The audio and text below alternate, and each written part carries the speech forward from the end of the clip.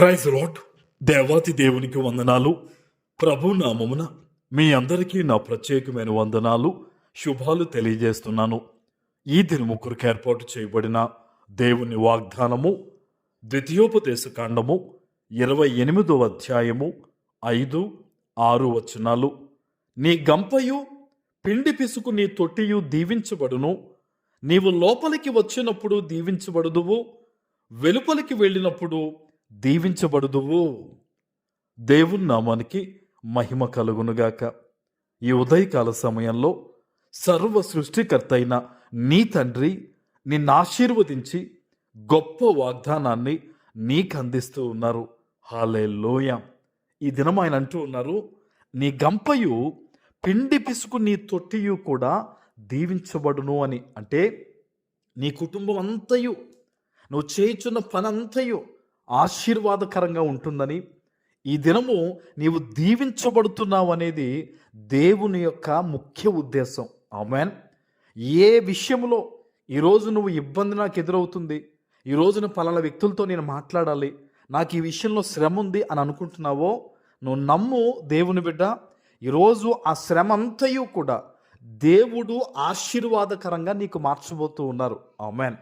దేవుని సన్నిధిలో ఈరోజు ఈ వాగ్దానం విన్న వెంటనే మోకరించి ప్రార్థన చేసి అడుగు దేవుణ్ణి, తండ్రి నీవు నన్ను దీవిస్తానన్నావు, నేను దీవించబడతానని మాటిచ్చావు కదయ్యా, ఇదిగో నీ యొక్క కృపను నేను వేడుకుంటూ ఉన్నాను, నాతో మీరు ఉండండి, నేను కాదు ప్రభువా మీరు మాట్లాడండి, నా స్థితిగతులతో ఇదిగో నేను కాదు నాయన మీరే పోరాడి ఈరోజు మీరు ఇచ్చిన వాగ్దానాన్ని నా పట్ల నెరవేర్చండి అయ్యా అని నీవు ప్రార్థన చేసినట్టయితే, వాగ్దానం ఇచ్చినవాడు నమ్మదగినవాడు గనక ఈరోజు ఖచ్చితంగా నీ పట్ల ఈ వాగ్దానాన్ని ఆయన నెరవేరుస్తారంతే.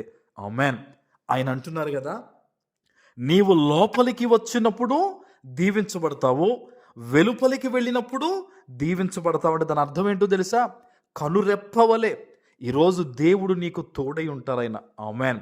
నేను చెప్తున్నాను, నీకు వాగ్దానం ఎత్తిపెట్టి ప్రార్థన చెయ్యండి. ఎందుకంటే నువ్వు దీవించబడిపోతావని సైతానుకు తెలుసు గనక వాడు ఏదో రకంగా నేను దేవునికి, ప్రార్థనకి, ఆశీర్వాదానికి దూరం చేయాలని వాడు కంగారు పెడతాడు. లేదు లేదు లేదు, వాగ్దానం విన వెంటనే వాగ్దానం ఎత్తిపెట్టి మోకాళ్ళు వేసి ప్రార్థన చేయి. ప్రభువా ఈరోజు నేను బయటికి వెళ్తున్నానయ్యా, నువ్వు నాకు తోడుగరా, తండ్రి నేను క్షేమంగా తీసుకొచ్చావు, నీకు వందనాలని చెప్పి ప్రతి విషయమును బట్టి ఈరోజు ప్రార్థన చేయి.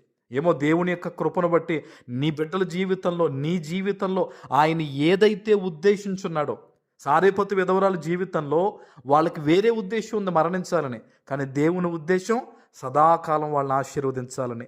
ఈరోజు నీ జీవితంలో కూడా నీకు కొన్ని ఆలోచనలు ఉండొచ్చు, కొన్ని ఉద్దేశాలు ఉండొచ్చు. నీకు బహుశా నీ మనసు ఒకవేళ కృంగిన స్థితిలో ఉందేమో, కానీ దేవుని ఉద్దేశం నీ పట్ల చాలా ఉన్నతంగా ఉంది.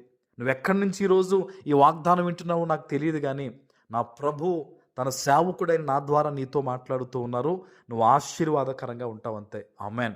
దేవుని సన్నిధిలో ఒకే ఒక్క ప్రార్థన, తండ్రి నా పొరపాట్లు క్షమించు, నీ చిత్తాన్ని నా పట్ల నెరవేర్చు, నా జీవితాన్ని నీకు అప్పగిస్తున్నాను ప్రభువా, నీ వాగ్దానం మీద నేను విశ్వాసం ఉంచుతున్నాను అంతే. యేసు నామంలో ఈరోజు ఈ వాగ్దానం నీ పట్ల నెరవేరుతుంది. ఆమేన్. ప్రార్థన చేసుకుందాం. పరిశుద్ధుడ, ప్రేమ కలిగిన తండ్రి మీకు వందనాలు.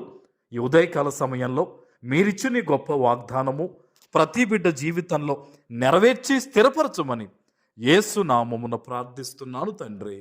ఆమేన్.